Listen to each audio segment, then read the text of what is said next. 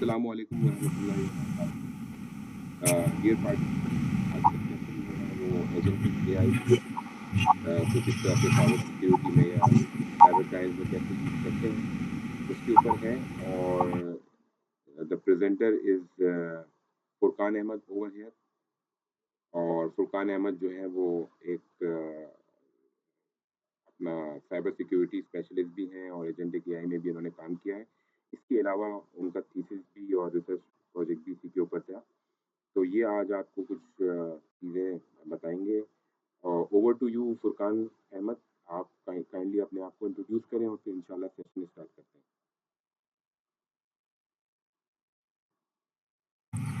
Assalamualaikum everyone. I hope so आपको आवाज़ मेरी क्लियर आ रही होगी. My name is Furqan Ahmed Khan. I am working in co-design and WP Media. Also, now I am working as a AI software engineer, AI full stack engineer, AI software engineer. Basically, I'm working. My job is data analytics and AI machine learning and engineering AI with development also. मेरा पास experience development का है और currently मैं data analytics और AI पे काम कर रहा हूँ. और मेरा जो आज का टॉपिक है वो एजेंटिक एआई है विद इन साइबर सिक्योरिटी. और मैं साइबर सिक्योरिटी पे पिछले 1 साल से मैंने काम किया है और रिसर्च की है और वर्किंग की है इस पर. और सर मैं अपनी स्क्रीन शेयर कर दूँ.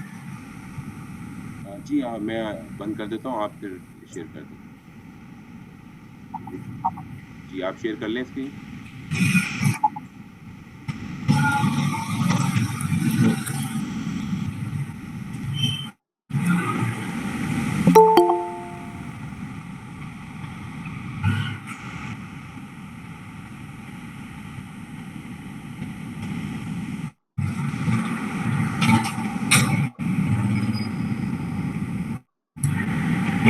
आपको मेरी स्क्रीन शेयर हो रही है?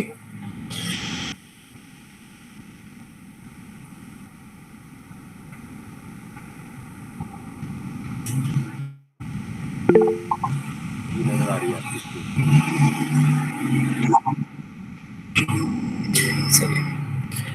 तो मेरा टॉपिक है the future of cyber security, role of agentic AI in cyber crime and defence strategies. मैं थोड़ा सा आपको ओवरव्यू दे देता हूँ साइबर सिक्योरिटी का. मतलब आपके पास आप जब भी डेवलपमेंट करते हैं तो आपके पास सबसे बड़ा आप एक कोई भी चीज़ डेवलप कर लेते हैं. आप रियल वर्ल्ड में लें या आप सॉफ्टवेयर में करें तो आप डेवलप तो कर लेते हैं, लेकिन सबसे बड़ा कंसर्न आता है सिक्योरिटी का. अगर आपकी जो सिक्योरिटी सही नहीं हो तो वल्नरेबिलिटीज आपकी सही नहीं हो तो आपको जो भी जितना भी अच्छा सॉफ्टवेयर होगा, जितनी भी अच्छी एक पाइपलाइन होगी वो आपकी ख़राब हो जाएगी. तो जैसे जो आजकल चलता है जैसे बैंक्स हो गए, आपके क्रिप्टो हो गया, आपके बाकी सिक्योरिटी चीज़ें हो गई, गवर्नमेंट्स की पाइपलाइंस हो गई.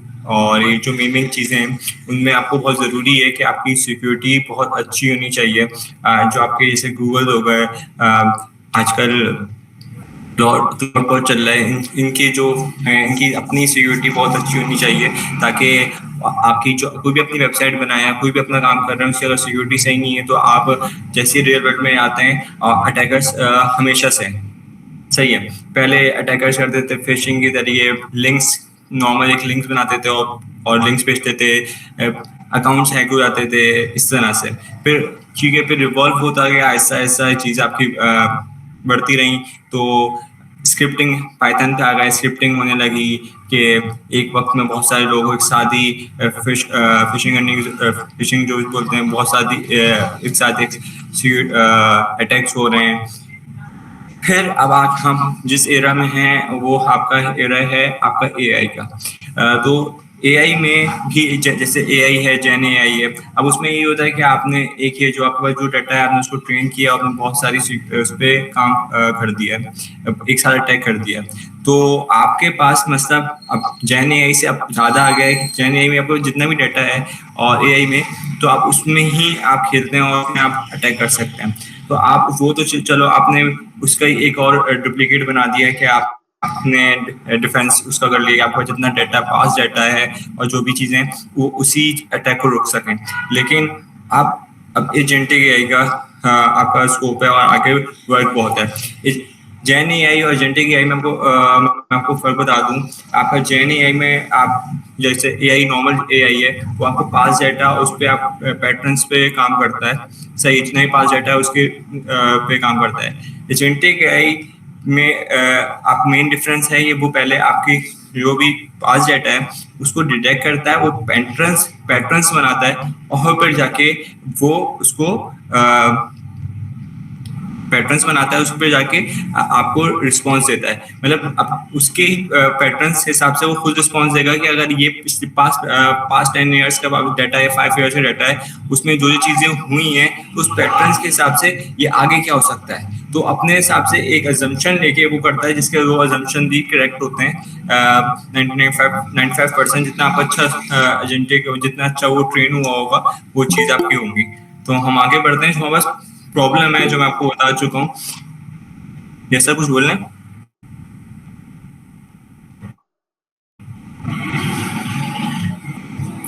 हाँ, हमारी प्रॉब्लम जो है कि आपके पास के जैसे एजेंटिक एआई का दौर है, तो आपके पास बहुत सारे एक एक मिनट के अंदर आपके पास 1000 से लाख आपके पास अटैक हो सकते हैं। आप किस किस को हैंडल करेंगे? जो जैसे बैंक में आप या कोई भी गवर्नमेंट आपके पास कोई सॉफ्टवेयर है, जैसे आजकल ट्रैफिक का सॉफ्टवेयर चल रहा है पूरा एक्सेट्रा एक्सेट्रा, जिसमें आपको 2000 रुपीज़ मिल रहे हैं, वो पूरा एक सॉफ्टवेयर है। वो बहुत अच्छा सॉफ्टवेयर है, वो मैंने भी यूज़ किया। लेकिन अगर उस सॉफ्टवेयर में सिक्योरिटी सही नहीं हो तो उसको डाटा ब्रीचिंग और उसमें बहुत सारी ऐसी चीज़ें हो सकती हैं जो आवाम को भी नुकसानदेह कर सकती हैं, क्योंकि आवाम का सारा डाटा वहाँ पर है। और जो गवर्नमेंट पे कर रही है वो गवर्नमेंट को भी बहुत सकता है। तो उसमें भी जो एक रियल टाइम आपके पास सॉफ्टवेयर आप बहुत सारे लोगों ने यूज़ किया होगा, अवेल भी किया होगा, तो आपने सॉफ्टवेयर यूज़ किया होगा तो पता चल रहा होगा कि आपको उसमें सीएनआईसी डालना है, आपने बाइक की चीज़ें डालनी है। तो और उसी में आप जैसे क्योंकि लोड बहुत ज़्यादा है आपके पास पूरा, आप फर्स्ट कराची है, कराची में लोड बहुत ज़्यादा है। अब उसमें लोड के साथ साथ आपके पास बहुत सारे टैक्स भी हो सकते हैं। इसी तरह बैंक है कि एक मिनट के अंदर मिलियंस ऑफ ट्रांजैक्शन होती हैं, सही है, मिलियंस ऑफ लोग होते हैं। अब मिलियंस से ज़्यादा आपके पास और चीज़ होती हैं, जो नॉर्मल चीज़ें तो आपके पास रिक्वेस्ट आ रही हैं, आपको वो भी चीज़ आइडेंटिफाई करनी होती है जो जो बिल्कुल अलग पैटर्न या कोई और चीज़ आ रही है जो उसको एक्सेप्ट नहीं करनी है। तो हमारे पास यही है कि हम अटैक्स, हमारी जो प्रॉब्लम है वो ये कि हम अटैक्स और डिफेंड को किस तरह से करें और हम इसको डिफ्रेंशिएट किस तरह से करेंगे, पुरानी प्रॉब्लम्स में क्या आता है और जो नया प्रॉब्लम है वो क्या होगा। तो जो हमारी प्रॉब्लम स्टेटमेंट है ये कि हमने एक रेड टीम एक ब्लू टीम बनाई है, हमने डिफरेंसेस किए हैं, हमने मल्टीपल सिनेरियोज बनाए कि कौन से सिनेरियोज में कि चीज़ अच्छी, जो सिनेरियो से डिफरेंसेस क्या हैं वो आपका आगे आके पता चलेंगे, देखेंगे।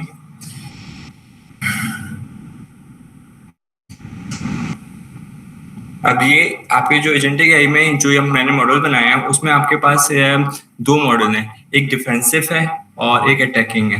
मतलब रेड टीम आपकी डिफेंसिव है, blue team red team attacking है, ब्लू टीम डिफेंसिव है। जैसे ब्लू टीम पुलिस है और रेड टीम आपकी क्रिमिनल है। आप इस तरह से एक एग्जाम्पल ये भी रख सकते हैं। तो जो आपके पास रेड टीम है तो उसके पास आपके पास क्रिमिनल सारा डाटा है, ठीक है। जो ब्लू टीम है वो रेड टीम का डाटा और उस पर आपको पैटर्न दिखेगी कि जितने भी आपके पास समझे एक क्रिमिनल डिक्शनरी है, उसमें क्रिमिनल डिक्शनरी में जितने भी पैटर्न्स हुए हैं, कितने भी अटैक्स हुए हैं पिछले कितने भी टाइम में 20 ईयर्स 30 ईयर्स, तो उस अटैक को ट्रेन करके और मल्टीपल अटैक्स कैसे हो सकते हैं। क्योंकि जब भी आप साइबर सिक्योरिटी में जाते हैं और तो आपके पास स्टेप टू स्टेप आपके पास निकलती रहती है। मतलब फर्स्ट टाइम में एक अटैक हुआ, उसी का एक स्टेप और आया तो सेकंड अटैक हो गया, फिर अगर वो अटैक फेल हो गया उसके बाद भी एक और टाइप आ जाती है उसकी कि उस तरह से भी अटैक कर सकते हैं।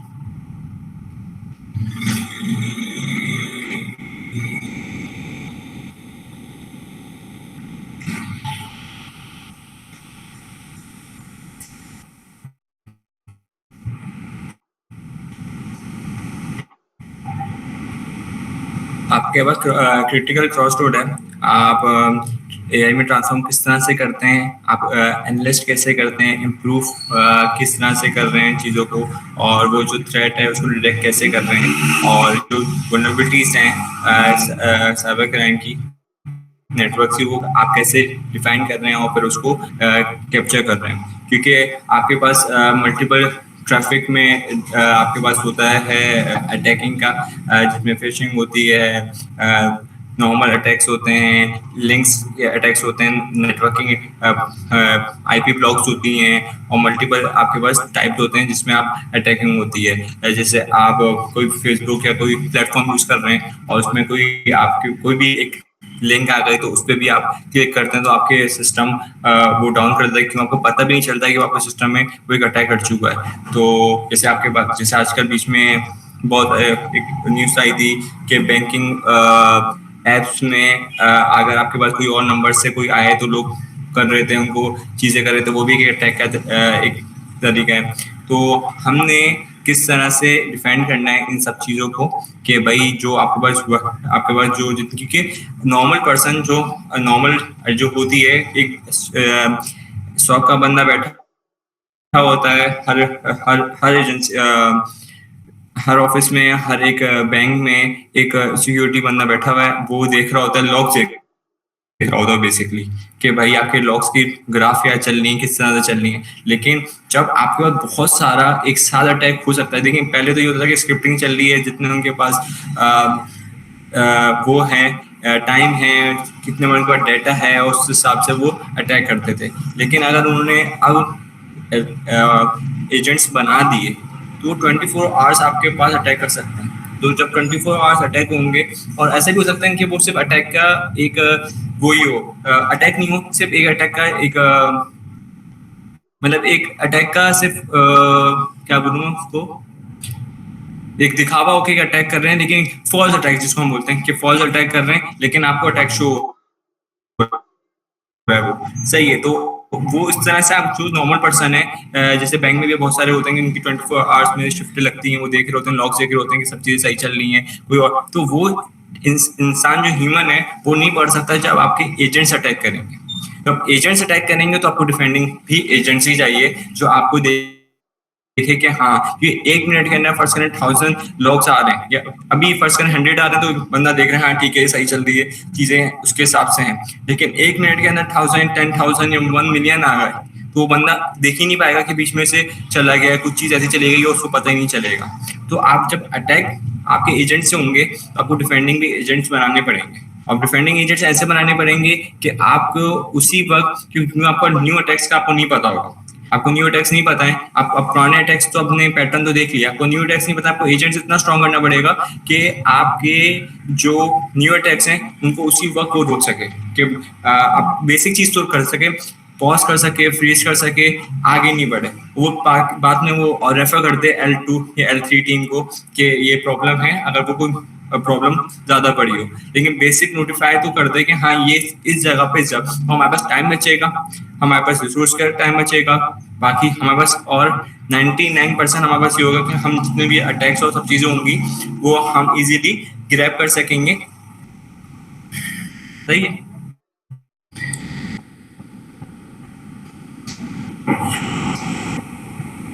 इसका हाइपोथेसिस ऑब्जेक्टिव ये है कि आपने अटैक और डिफेंड के डिस्कवर करना, इंटरेक्शन में अटैक और डिफेंड में आपको किस तरह से चीज़ें हो रही हैं। हाइपोथेसिस आपका ये है कि आपने फास्टर और बिगर और मोर फ्लेक्सिबल रेंडरिंग किस तरह से हो रही है, वो डिफेंस कितना इफेक्टिव हो रहा है, लेस इफेक्टिव हो रहा है, चीज़ आपकी ऑफेंसिव डिफेंसिव हाइपोथेसिस में कि आपकी कितनी चीज़ें रिकॉग्नाइज कर पा रहा है, रिकॉल कर पा रहा है, और वो मीन टाइम MTTC आपकी मीन टाइम टू कंटेनमेंट कम ले रहा है। ठीक है।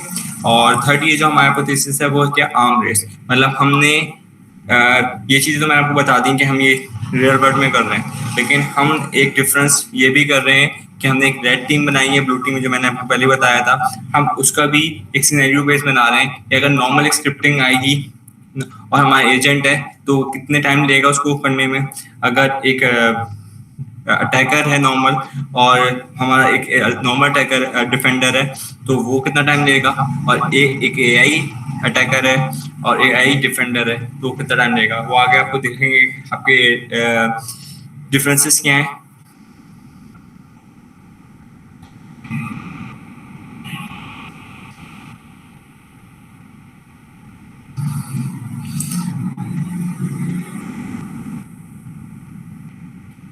इस स्लाइड में यही चीज़ आपको सारी बताई कि आपके मेरी जो रिसर्च के ऑब्जेक्टिव्स क्या थे, कि आपके जो रेड टीम ब्लू टीम के आपके एक्सपेरिमेंट्स हैं, और आपके जो अटैक की वो यूजफुलनेस कितनी है, और दूसरी बात ये है कि कोई अच्छा अटैक भी हो सकता है। हमने इसमें ये भी पॉइंट रखा है कि बहुत कुछ अच्छा अटैक हो तो वो अटैक से एक तो वो करे, नोटिफाई करे एल थ्री टीम के पास वो जाए और उसको एट टाइम तो फ्रीज कर ले, लेकिन वो अटैक भी लर्न करने की कोशिश करे कि ये अटैक का बात क्या था, किस तरह से अटैक हुआ है, क्योंकि नेक्स्ट टाइम जब भी होगा तो वो आपके डाटा या मेमोरी में हों और वो आप डाटा सेट्स में यूज कर सकें। नेक्स्ट टाइम में वो आपके पास +1 होकर है, तो आपके पास आपकी जो मेमोरी है तो आपकी उसमें आ जाएगा, तो आपकी लर्निंग भी हो गई। तो नेक्स्ट टाइम कभी होगा या उससे मिलता जुलता भी कुछ होगा तो वो इजीली कर लेगा, तो L3 टीम पे जाने की जरूरत नहीं होगी।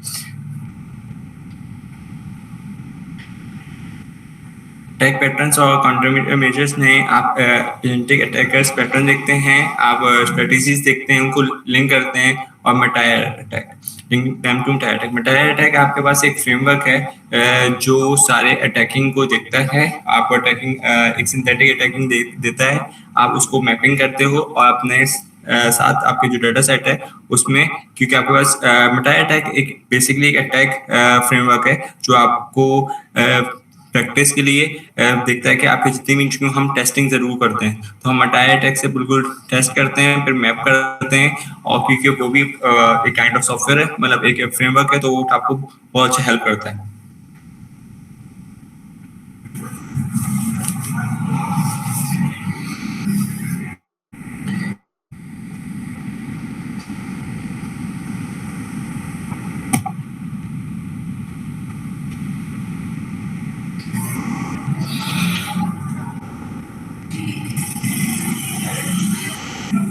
आप इसमें आपको आपके पास क्या क्या चीज़ें आपको चाहिए, आपके पास क्या क्या चीज़ें आपको ज़रूरी हैं, तो आपके पास आपको सिमुलेशन एनवायरनमेंट ज़रूरी है, वर्चुअल मशीन और कंटेनर्स आपको चाहिए एसिड के लिए, आपको एजेंट इम्प्लीमेंटेशन के लिए डिफेंडर अटैकर एजेंट्स आपको प्लान करने हैं और मॉड्यूल्स को रेडी करके रखने हैं, आपको एक एक्सपेरिमेंटल सिनेरियोस पर आके उस पर आपको पैरामीटर्स और उसके मैट्रिक्स देखने हैं, और जितने भी सेफ्टी और एथिक्स की चीज़ें हैं वो भी देखनी है, क्योंकि हम इसको जो हमारा एजेंट है उसको हम अटैकिंग का भी रखेंगे, लेकिन रूल ऑफ साइबर सिक्योरिटी जो भी डिफेंडर है वो कभी अटैक नहीं कर सकता, क्योंकि अटैकिंग एक इलीगल है और डिफेंडिंग आपकी लीगल है, लेकिन जो डिफेंडर है उसको भी अटैकिंग आनी चाहिए, लेकिन वो करता नहीं है और वो कर भी नहीं सकता क्योंकि उसकी वो नहीं है, लेकिन उसको हमेशा हम अटैकिंग सिखाते हैं, क्योंकि वो अटैकिंग उसको पता होगी किस तरह से हो रही है, तो तभी वो डिफेंड कर पाएगा। तो लेकिन कभी ज़रूरत पड़े तो आप फॉर सेफ्टी साइड आप उसको अटैक करें और उसको जो अटैक है उसको आप रोक सकें।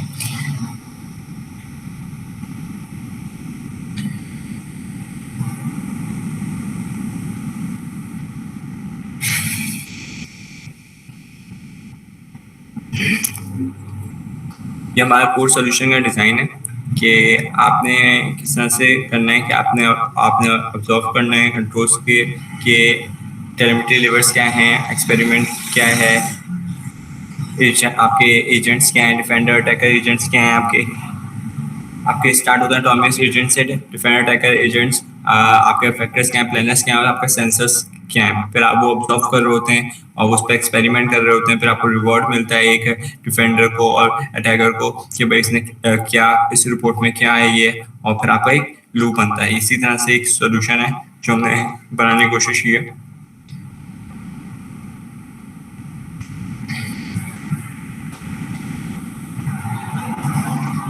ये जो हमारा एक मैंने प्रपोज वर्क है हमारा, जो हम जिस तरह से काम कर रहे हैं कि डाटा हमारे पास आ रहा है, आप उसको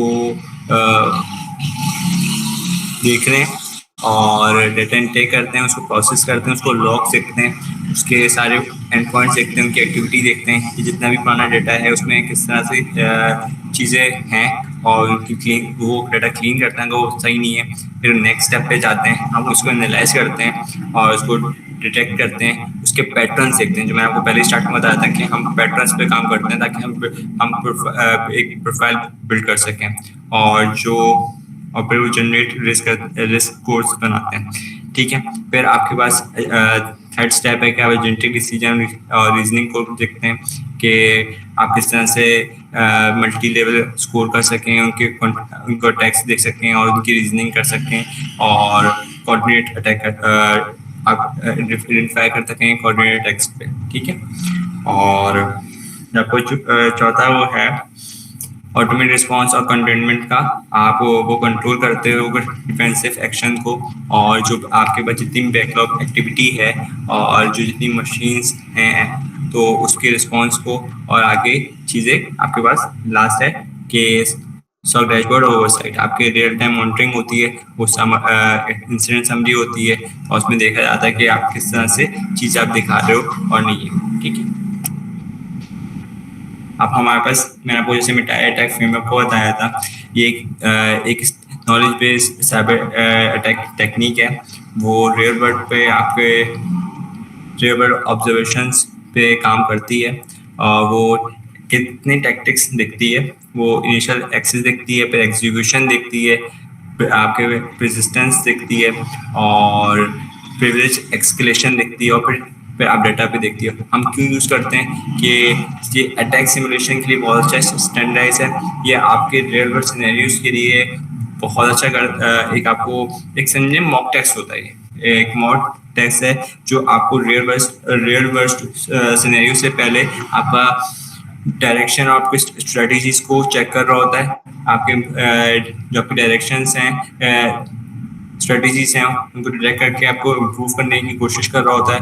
कि क्योंकि जितनी दफ़ा क्योंकि आपने एक मॉडल बना दिया, अपने एजेंट बना दिया, लेकिन आपने डायरेक्ट उसको किसी भी रियल वर्ल्ड सिनेरियो में आप उसको डायरेक्ट नहीं कर सकते फेस करने के लिए। तो हम मिटाई अटैक फ्रेमवर्क यूज़ करते हैं, जिसमें वो सिंथेटिक डाटा एक अपना जनरेट करता है, और उसमें वो बिहेवियर देखता है, वो आर्टिफिशियल अटैक्स करता है, उसको ट्रेन करने की कोशिश करता है, उसके टेस्ट लेता है, और वो उसकी जितनी भी आपने कोर चीज़ें आपने एक स्ट्रेटजीज बनाई हैं उनको चेक करता है, और उसको इम्प्रूव करने की कोशिश कर रहा होता है।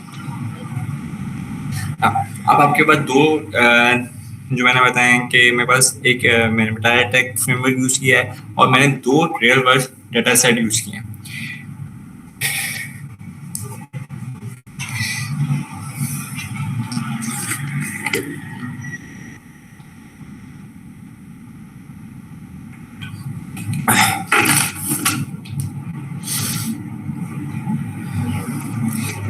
ये CICID S2017 डाटा सेट है।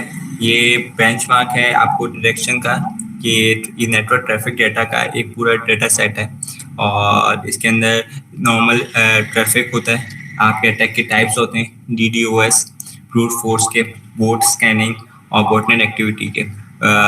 बोट स्कैनिंग में आपकी मल्टीपल चीज़ें होती हैं कि आप कितने अटैक्स हो रहे हैं, किस तरह से आप स्कैन कर सकते हैं, आपको कौन कौन से अटैक हो रहे हैं, मिटाई अटैक हो रहा है, मालवेयर अटैक हो रहा है, रैंसम आप चीज़ें देख रहे हैं, और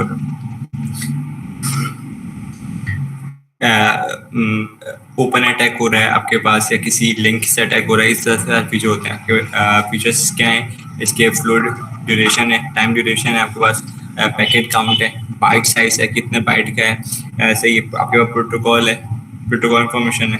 हम इसको क्यों यूज़ करते हैं? ये आपको प्रोवाइड करता है रियलिस्टिक ट्रैफिक पैटर्न्स को, ट्रैफिक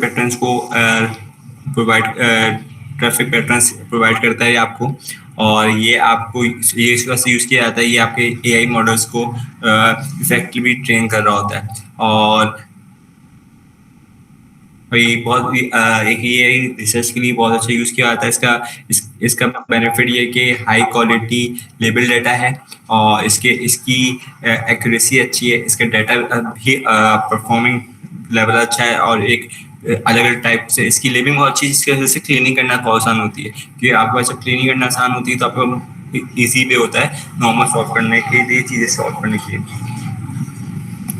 और ये इसके अंदर इनेबल डिटेक्शन होती है कि आप मल्टीपल अटैक टाइप्स को आप कर सकें, डिटेक्ट कर सकें।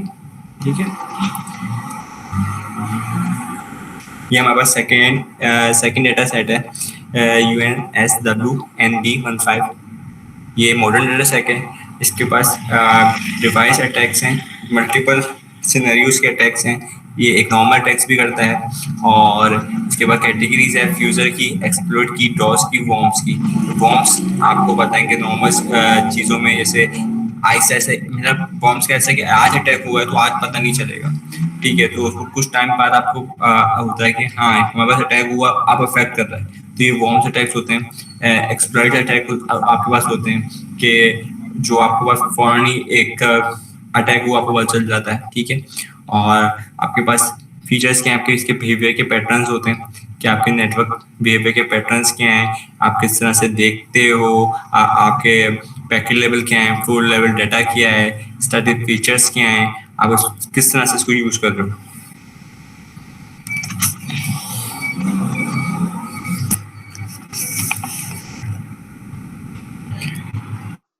और इसको यूज़ करने से ये होता है कि आपके रियल वर्ल्ड जो आपके इन्वायरमेंट्स हैं वो इजी आपको सिमुलेट कर लेते हो, आपको इंश्योर करते हो कि मॉडल जनरल हो जाए, आपके मॉडल जनरलाइज हो जाते हैं, आपके जितने भी जो आपने एजेंट बनाए हैं, क्योंकि जितने डाटा सेट आप यूज़ करेंगे आपका इतना ही एजेंट आपका अच्छा लर्न करेगा, आपको चीज़ें उसको उसको एक प्लेटफॉर्म मिलेगा, और उसको सिनेरियोस उसको एक लर्निंग का एक समझे एक डिक्शनरी मिलेगी, और वो आगे उस हिसाब से अपने पैटर्न बना सकता है। बेनिफिट्स क्या है इसका, ये ओल्डर डेटा सेट नहीं है, न्यू डेटा सेट है, रियलिस्टिक है ज़्यादा ये, और रोबोटनेस नहीं है इसमें, रियल वर्ल्ड प्रॉब्लम्स भी हैं, और ये ओवरफिटिंग है।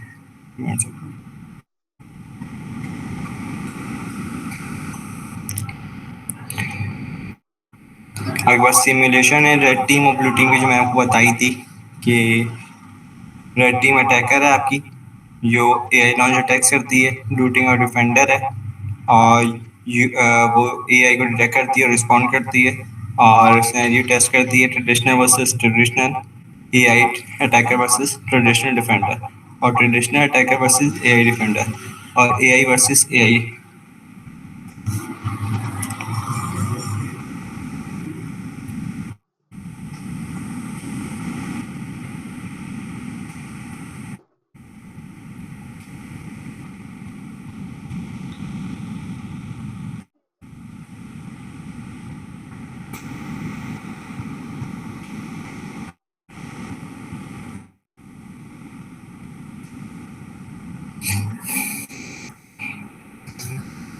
हाँ, ये हमारे पास रिजल्ट्स हैं मिटाई अटैक्स के, और जो मैंने आपको बताया था कि मैंने सिनेरियोज बनाए हुए हैं कि red versus blue baseline, और AI attacker versus baseline defender, और baseline attacker versus AI defender, और AI वर्सेस AI अटैकर।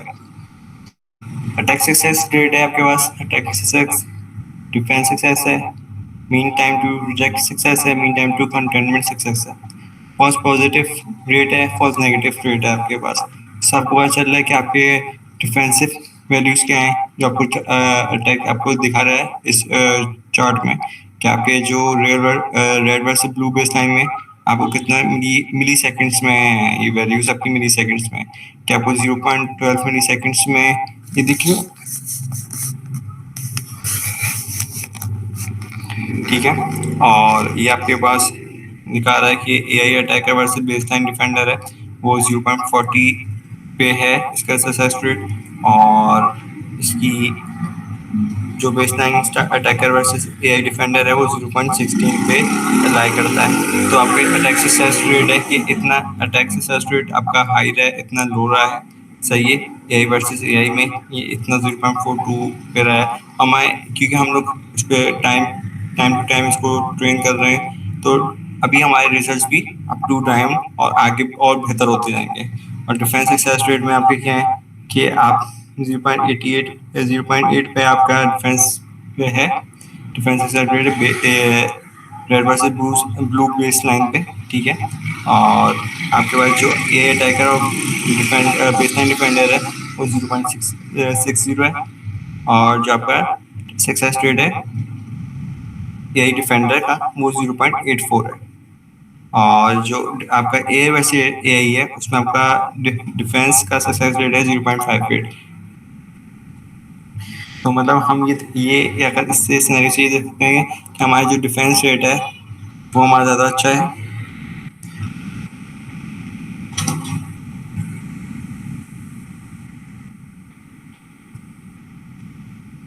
क्योंकि इसकी 0.4 तक वैल्यू है, इसकी 0.8 तक वैल्यू है, तो आपका डिफेंस रेट आपका अच्छा है। और क्योंकि वैल्यूज़ की वजह से थोड़ा सा आपको उस तरह से अलग लग रहा होगा, लेकिन ये डिफेंस रेट आपका अच्छा है 0.8 तक। इसका भी डिफेंडर आपका डिफेंस रेट इसका भी ज़्यादा अच्छा है इसके मुताबिक, अटैक से मुताबिक। ये negative false positive false negative है कि अटैक हुआ है या नहीं है। फॉल्स नेगेटिव आपके पास ये अटैक है या था भी या नहीं, क्योंकि मैंने आपको पहले भी बताया था इसमें बहुत सारे होता है कि सिस्टम भी ऐसा करता है कभी कभार, वो जो नॉर्मल चीज़ें होती हैं उसको भी वो कर लेता है कि ये अटैक हुआ है, तो उसको हम बोलते हैं फॉल्स नेगेटिव या फॉल्स पॉजिटिव कि अटैक था या नहीं था, ये एक्चुअल अटैक था या नहीं था, ठीक है।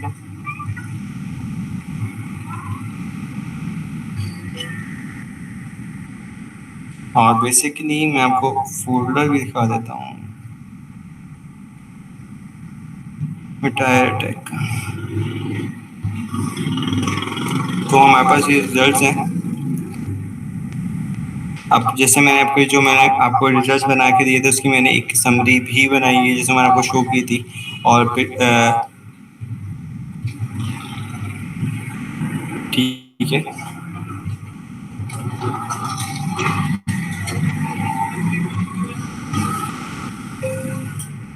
अब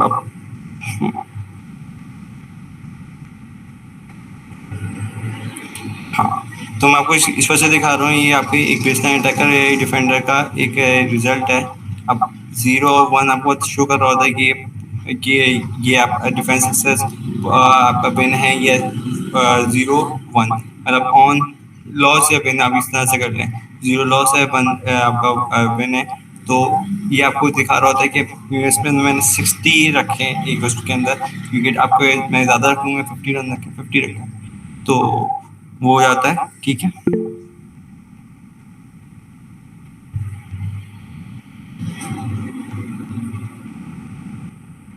एनी क्वेश्चन? अस्सलाम वालेकुम। वालेकुम। जी, मुझे ये पूछना था कि इसके अंदर जो है वो मतलब मुझे क्लियर नहीं हुआ कि आप एआई यूज करें ना अटैकिंग और डिफेंडिंग के लिए। नहीं नहीं, मैं मॉडल्स बना रहा अच्छा। हूँ और जो डाटा सेट है उसको ट्रेन करने की कोशिश कर रहा हूँ। मतलब जितने भी पुराने आपके वो है ना अटैकिंग और डिफेंडिंग, मैं कोई देखिए मैं डायरेक्ट कोई एपीआई यूज़ नहीं कर रहा। मैं एपीआई यूज़ करूँगा तो वो फ़ायदा नहीं है, ठीक है। हाँ बिल्कुल तो ऐसा मैं ही है। अपने ही, ठीक है, तो मैं वो तो ये हो गया कि वहाँ से आपने एक चीज़ उठाई और आपने कर दी। तो अपने एक मॉडल्स बनाए जो पास डाटा पे वो ट्रेन हो रहे हैं, क्योंकि मैंने डाटा सेट भी इस वजह से ज़्यादा रखे हैं। तो मैं अगर अगर मैं डायरेक्टली कोई एपीआई यूज़ कर रहा होता, कोई भी एआई यूज़ कर रहा होता, तो मैंने एजेंट्स वैसे बनाए कि एजेंट्स, लेकिन एआई और उसमें फ़र्क क्या है, यही तो फ़र्क है। आप आपने एजेंट्स बनाते हैं, आप उसको एजेंट्स ही बोलते हैं जब आप उसके पास डाटा एक लर्निंग उसके पास फेस में आ जाता है। तो आपने एक मॉडल्स बनाए मैंने अपने कि उसके सिनेरियोस रखे हैं कि ये सिनेरियोस आपके हैं। अब वो आगे जाते जाते जितनी भी मेरी नॉलेज अच्छी होती जाएगी और मेरे पास प्रॉब्लम्स आती जाएंगी, तो मैं उन एजेंट्स को, उन प्रॉब्लम्स को और आइडेंटिफाई करके मॉडल को मैं और स्ट्रॉन्ग कर दूंगा। तो वो बेसिक मॉडल्स वो मैंने बनाए कि ये प्रॉब्लम्स आती हैं, ये प्रॉब्लम्स आती हैं, ये डाटा है, इसको लर्न करना है, हमें देखना है और फिर आपको सॉल्व करनी है प्रॉब्लम। आई होप आपको क्लियर हुआ, वरना मैं आपको और कुछ तो बेसिकली जो इंजन आपका खुद ही, आप कोई एलएलएम यूज नहीं कर रहे ना इसका पीछे। रैंडम फॉरेस्ट वैसे मॉडल यूज़ कर, हाँ मॉडल में यूज़ कर रहा हूँ, ऑब्वियस सी बात है। मैं रैंडम फॉरेस्ट मॉडल यूज़ कर रहा हूँ, लेकिन मैं कोई एपीआई यूज़ नहीं कर रहा।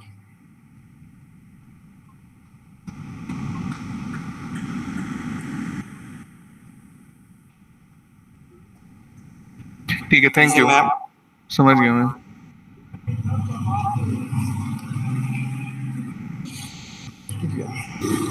जैसे मैं आपको कोड दिखा रहा हूँ, ये आपका ये CI/CD वाला है और इसकी फीचर्स यही है ट्रैकिंग एंड डिफेंडिंग का। और ये टेलमेट्री जनरेट करता है और ये हमारी जो प्रीव्यू डेटा सेट है उसमें से देखता है। आपके स्क्रिप्ट अटैकर हैं वो नॉन एजेंटिक हैं, और जो एजेंटिक अटैकर हैं वो आपके एक्शन सीक्वेंस से प्लान होते हैं, प्लानिंग कर रहे होते हैं और उस पर आपका काम कर रहे होते हैं। जो बेसलाइन डिफेंडर है वो आपका रैंडम फॉरेस्ट पे काम कर रहा होता है, ठीक है। जो एजेंटिक डिफेंडर है वो ऑनलाइन रिटेन कर रहा होता है टेलीमेट्री डेटा से, सही है। और जो आपके मैट्रिसेस हैं वो हैं और ये सही है, तो ठीक है। ये टेलीमेट्री जनरेटेड डेटा है जो डेटा सेट लोड कर रहा होता है, ठीक है। ये पूरा इस तरह से मैंने पूरा अपना ये बनाया हुआ है अटैक्स के, मिलिशियस के और अटैकर इम्प्लीमेंटेशन कौन से हैं उनके पैटर्न्स बनाए हुए हैं। एजेंटिक अटैकर के हैं उनकी क्लासिफिकेशन की हुई है, फिर एक्सप्लोइट की। डिफेंडर इम्प्लीमेंटेशन आपकी क्या है, सही है। आपका एनवायरनमेंट क्या रखा है,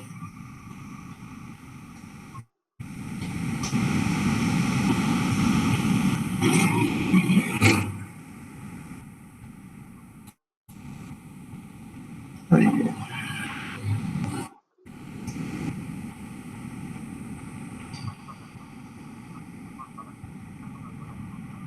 हाँ, दिस वन ही आपका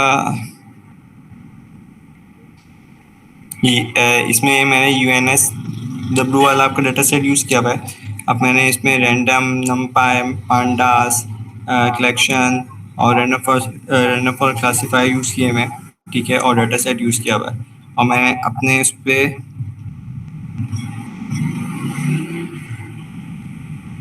ठीक है, मैं एपिसोड से मैंने बताया 50 एपिसोड देता हूँ और फिर एपिसोड की लेंथ होती है। अटैक स्टार्ट कहाँ से होता है, सेकंड्स क्या हैं आपके, टिक सेकंड्स क्या हैं। फिर मैंने मिटाए एक्शंस आपको दिए हुए कि भाई आपकी स्कैन, फिशिंग, स्प्राइट है, ये की ड्रम है, ड्रम मूव है, एक्सविल है, ये सारी चीज़ें। हैबिट एलिमिनिटी, क्योंकि इसमें इस वाले डेटा सेट में मैंने एक किया, मैं टैग भी यूज़ कर रहा हूँ, मैं जो डेटा मैंने यूज़ कर रहा हूँ वो भी मैंने क्या है कि आपकी मैपिंग भी हो मिटाया एक्शन से, ठीक है। और जो हम डाटा यूज़ कर रहे हैं वो डाटा भी ट्रेन हो। तो इसमें ये समझें टू स्टेप वेरिफिकेशन है,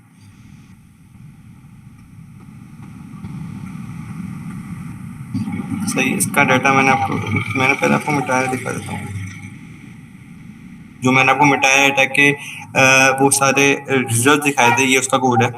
क्योंकि मैं रन टाइम आपको उस वजह से नहीं चला सकता क्योंकि उसमें टाइम लगता है और उसमें रिजल्ट बनने में आपको काफ़ी टाइम लगता है, 2-3 घंटे इसमें। ये डाटा वो पूरा देखता है चीज़ें, क्योंकि अभी लोकल पे चल रहा है तो उसमें इतना प्रोसेस का वो नहीं है, तो ठीक है। तो इस वजह से मैंने स्क्रीनशॉट्स पहले लिए हुए थे और वो जो मैंने प्रेजेंटेशंस में लिखी थी, ये मिटाया अटैक्स का पूरा है कि इसमें एक्शंस आपके रखे हुए हैं। इस वाले में मिटाया अटैक में सिर्फ इसमें मैंने फ्रेमवर्क यूज़ किया हुआ है और मैंने इसमें कोई डाटा सेट यूज़ नहीं किया हुआ, ठीक है।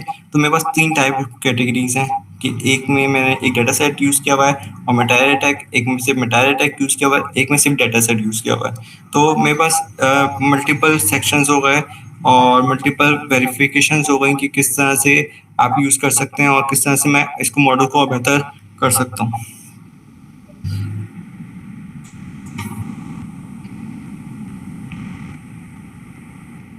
डायनेमिक जनरेटर है आपका, अटैकर्स हैं आपके पास इसके अंदर, और इन्वायरमेंट है पूरा, आपने इन्वायरमेंट क्रिएट किया हुआ है, मैट्रिसेस मैंने डिफाइन किए हुए हैं, सिमुलेशन है आपके पास, ग्राफिंग के लिए चीज़ें क्योंकि मैं आपको रिजल्ट्स भी दिखा देता हूँ कि आपके जो इमेजेस और CSV बनवा रहा हूँ वो भी मैं इसी से ही बनवा रहा हूँ मैं डायरेक्टली, क्योंकि मैं सेव भी चाहिए होता है एक जगह अपने पास, तो मैं डायरेक्टली सिर्फ कंसोल पे काम नहीं करता। तो ये उसका कोड है।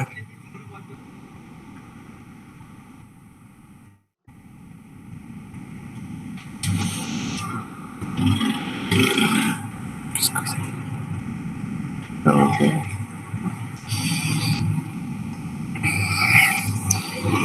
ये UNSW NB15 में जो मैंने बताया था आपको, ये सबसे अभी लेटेस्ट, और इसमें जो डाटा है वो वर्सेटाइल है। इसमें मल्टीपल चीज़ें हैं जो आप जो न्यू डाटा अटैक्स हैं वो इसके अंदर होते हैं। तो इसके अटैक से पैटर्न वही सेम है कि सक्सेस रेट क्या है, डिफेंस रेट क्या है, मीन टाइम आपका सेकंड्स में क्या है, कंटेनमेंट टाइम क्या है, और सिनेरियोज भी आपके पास वही हैं। तो आप इसमें अगर ग्राफ देखें और चेक करें तो डिफेंस सक्सेस के ग्राफ हैं, अटैक सक्सेस के ग्राफ्स हैं, और वो आपको बता रहे होते हैं। तो हमारे पास जो डिफेंडर है, डिफेंस है, उसके ग्राफ अगर कंपेयर करें तो अच्छे ही हैं अटैक सक्सेस से। तो हमारा जो डिफेंडर है वो स्ट्रॉन्ग है, मतलब जो आपको इशू कर रहा होता है।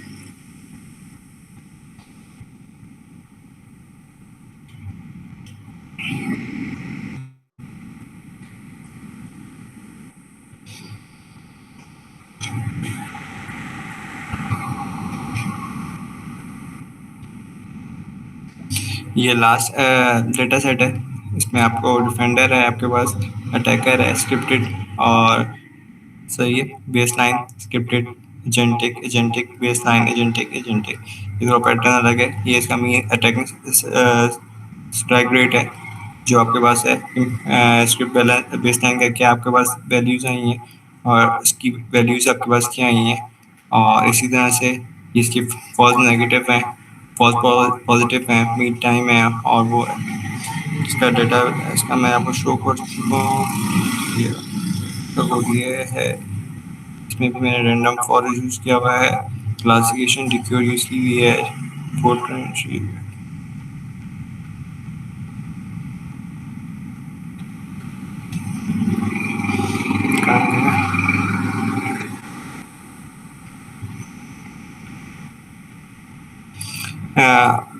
क्वेश्चंस।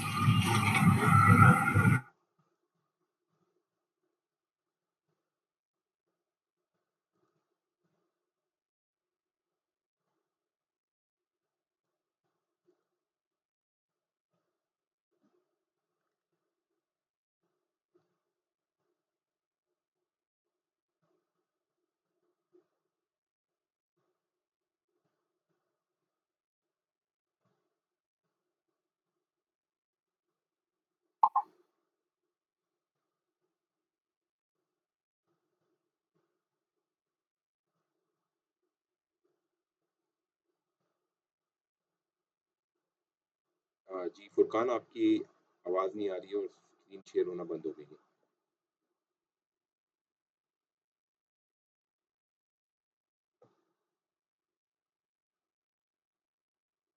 डियर स्टूडेंट्स, कोई ग्लिच है मेरे ख्याल से, हम चेक करते हैं अभी। यस सर, वो 2 मिनट की नेट थोड़ा स्लो हो गया था, ठीक है, मैं दोबारा सिस्टम से। ओके, आप कंटिन्यू कर सकते सर मेरा हो भी गया वैसे। अब हम क्वेश्चंस कर लें, या मैं और थोड़ा सा इसके साइबर सिक्योरिटी, मैंने हैं। अपना ठीक है, प्रोजेक्ट तो पूरा। आप हैंड्स ऑन को कुछ दिखाना चाह रहे हैं तो आप दिखा दें। अदरवाइज़ ये कि अगर आप बेहतर समझते हैं तो Q&A भी आप कंटिन्यू कर सकते हैं। सर हैंड्स ऑन की मैं उनको अपना कोड दिखा दिया है कि किस तरह से वर्क कर रहा है, कि मेरे पास 3 सिनेरियोज हैं, 3 डेटा, 2 डेटा सेट है, और एक मेरा वो है। तो मैं अभी इस वक्त इसको चलाना है, मैं चलाऊंगा तो उसके रिजल्ट्स जो आपको शो किए थे। ठीक है, दैट्स फाइन। बस सही है, आप फिर हम कंटिन्यू करते हैं, Q&A के सेशन को कंटिन्यू करते हैं। ठीक है। डियर स्टूडेंट्स, अगर आप लोगों को कोई क्वेश्चंस हैं तो आप लोग काइंडली चैट बॉक्स में पूछ सकते हैं। ये सैयद अबू बकर ने कुछ पूछा हुआ है, आप काइंडली चेक कर लें उसको। What tools will be used for this? Also is there is a current LLM that lets us do this?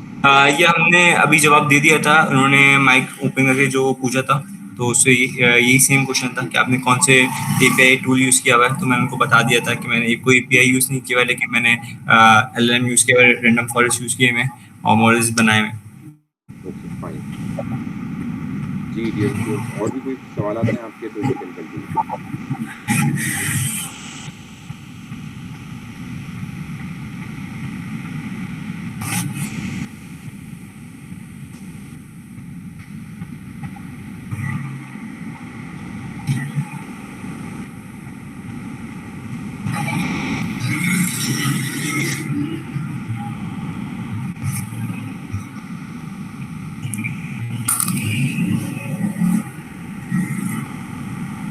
ख्याल से अभी तक तो कोई क्वेश्चंस नहीं पूछ रहे हैं, ठीक है। I think that was a very good session. So thank you students for being here and participating in this session. And thank you Furkan for sharing your knowledge and all the research work that you have been doing. Thank you so much. इंशाल्लाह ताला फिर हम इस agentic AI in cyber security को और further continue करेंगे lab के session में इंशाल्लाह। ठीक है, ठीक है। तो जो स्टूडेंट्स जिन्होंने अपनी अटेंडेंस नहीं लगाई है वो लगा लें काइंडली। तो अटेंडेंस का यूआरएल मैंने लिंक में दिया हुआ है, दोबारा से मैं इसको शेयर कर देता हूँ आपको, तो जो लोग लेट आए थे तो देख लें, वैसे पिन हुआ है। Thank you so much sir for this opportunity. मुझे बहुत अच्छा लगा, बहुत मजा आया। आई थिंक जितने भी स्टूडेंट्स हैं यहाँ पे उनको कुछ समझ में आया होगा, कुछ उन्होंने सवाल किए वो भी अच्छे हुए, और कुछ उनको और भी कुछ पूछना है तो वो भी मेरी ईमेल होगी तो उनसे भी कुछ पूछना है कि मैं मल्टीपल चीज़ों पे काम कर रहा हूँ, तो उस पर हम आगे भी कोलैब भी कर सकते हैं चीज़ें, क्योंकि मुझे नई चीज़ों पे बहुत शौक है कि नए सिनेरियोस आपको इस तरह से हैं यूज़ हो रहे हैं। आजकल मैं ये आउट ऑफ टॉपिक है लेकिन आजकल मैंने N8N का भी देख रहा हूँ ऑटोमेशंस किस तरह से हो रही हैं, तो ये बहुत अच्छी चीज़ है कि आप कोलैब करते रहते हैं और आप नई नई चीज़ें लोगों से सीखते हैं और खुद सीखते हैं। तो क्योंकि आजकल जो आपके पास जो पेस चल रहा है वो बहुत फास्ट है, आप अगर लर्निंग आपकी अच्छी नहीं होगी तो आप थोड़ा पीछे रह जाएंगे।